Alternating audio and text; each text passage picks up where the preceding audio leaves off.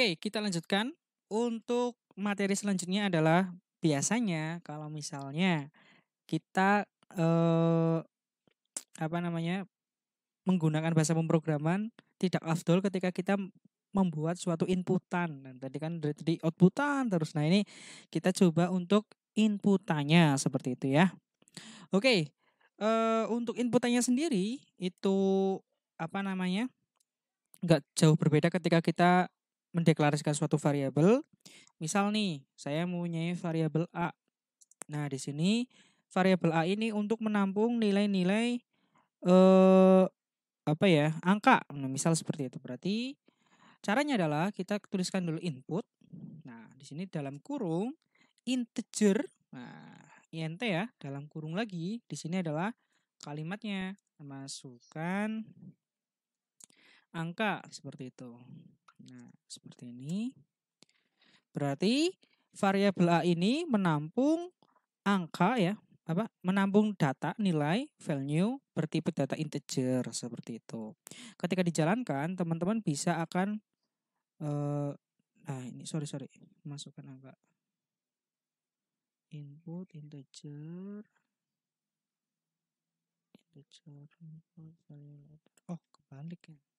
Kebalik guys. Di sini berarti input, di sini berarti integer. Nah, kebalik. Seperti ini ya. Oke, ketika di apply.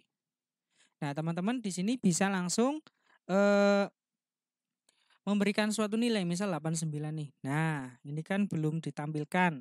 Cara menampilkannya teman-teman pasti sudah paham. Suruh ngapain? Print. Nah, misal di sini adalah angkanya adalah gitu ya. Angkanya sama dengan nah seperti ini. Nah, untuk memanggil variabel itu ada dua cara, teman-teman. Cara yang pertama adalah menggunakan koma, terus variabelnya apa. Cara yang kedua adalah menggunakan plus seperti biasa. Nah, seperti ini. Kalau misalnya bedanya plus sama minus apa? Plus sama koma itu apa? Kalau koma otomatis depannya akan ada yang namanya spasi. Nah, ini kan nggak ada nih. Ketika di print angkanya terus di sini nggak ada spasinya. Ketika menggunakan koma itu pasti langsung ada spasinya di depannya. Ketika di apply, misal masukkan angka nih 55. Nah, angkanya 55. Tapi ketika kita menggunakan plus ya di sini kita menggunakan plus di sini nggak ada ininya, apa namanya, spasinya. Nah, ini malah ada error. Print angkanya bla bla bla bla karena dia adalah apa? Integer ya. Nah, kalau berarti plus itu digunakan untuk apa tipe data string. Nah, kita berarti menggunakan koma. Oke, apa saja sih selain selain apa namanya?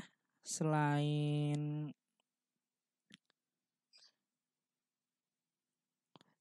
cara bacanya seperti ini, ada cara lain nggak nih? Nah, teman-teman bisa menggunakannya namanya argumen spesifik specifiers. Nah, argumen specifiers contohnya seperti apa? Contohnya seperti ini. Teman-teman deklarasikan dulu nih, misal SWF. Nah, misal seperti itu ya. Teman-teman akan print. Nah, printnya apa? Printnya adalah aku belajar di. Nah, kalau tadi kan kita menggunakannya namanya koma ya. Kalau sekarang kita menggunakannya namanya argumen specifiers. Nah, misalnya ini S, persen S. Nah, persen S ini berarti mengidentifikasikan bahwasanya yang akan dipanggil adalah variabel string. Nah, ini kan di sini A ini adalah variabelnya string ya. Nah, setelah ini yang kedua adalah kita panggil dengan persen juga. Persen nama variabelnya. Persen A. Nah, seperti ini. Jadi kalau misalnya seperti ini kejadiannya, misal ya, ada variabel nih, kita print nih, print ya, print. Nah, terus di sini ada kata-kata bla bla bla bla bla. Nah, terus di sini ada yang persen S. Nah, terus persen lagi di sini namanya data, misal seperti itu. Nah, semua yang ada persennya ini akan mewakili yang ada di sini seperti itu. Misal nih ada dua ya, terus gini ada persen S, ada persen D. Nah, ini kan karena di dalam variabel ya, di dalam string ya, jadi bebas mau seperti ini. Kalau misal seperti ini, dia urutannya seperti ini jadinya kalau di luar. Data 1 ya, dan data 2. Jadi ini urut-urutan. Jadi ini untuk mewakili yang persen S, yang ini mewakili untuk D ya, persen D ya. Nah, seperti itu. Jadi kalau misalnya SWF ya, aku belajar di SWF. Nah, yang B ini misal 2021. Nah, kan kalau kayak gini kan dia ada dua variabel ya. Berarti aku belajar di persen S terus pada tahun ya, pada tahun. Nah, pada tahun persen D. Nah, seperti ini. Jadi di sini kita panggilnya persen, jangan lupa dikurung ya. B. Nah, ketika di-apply, nah aku belajar di SWF pada tahun 2021.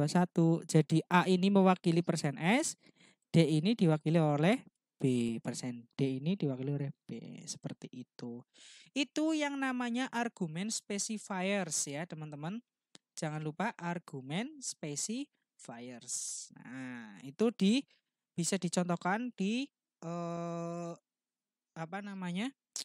List dan lain sebagainya ya. Nah, nanti teman-teman bisa dicoba di eh, apa namanya? Modul yang ada. Nah, nanti ada beberapa contoh yang teman-teman bisa gunakan. Oke, mungkin cukup sekian dari saya itu untuk materi input. Silakan teman-teman bisa melihat atau mengecek video selanjutnya.